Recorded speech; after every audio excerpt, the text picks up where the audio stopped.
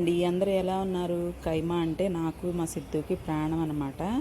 So వాడే చక్కగా gym నుంచి వచ్చేటప్పుడు కైమా తీసుకొని వచ్చేసాడు. గారితో ఉన్నప్పుడు మేము ఇంట్లో నాన్ వెజ్ చేసుకునేవాళ్ళం కాదు. అందుకోసమని మా కోసం మా అమ్మ మా చెల్లి ఇద్దరు ఎప్పుడు మేము వెళ్ళినా సరే మా కోసం కైమా చేసి పెట్టేవాళ్ళు. మన వాళ్ళంటే అంతే కదండి, ఎంత ప్రేమగా చూసుకుంటారో మనల్ని.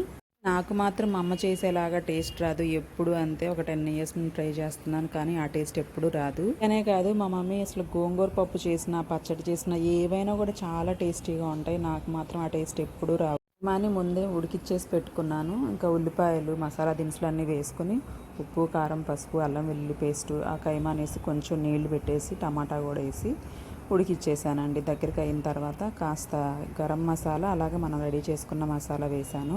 బటర్ కూడా వేసుకుంటే సాఫ్ట్గా టేస్టీగా కైమా రెడీ అయిపోయింది. మనకి ఇష్టమైనది తింటూ ఆస్వాదించడం చాలా హ్యాపీగా ఉంటుంది కదా.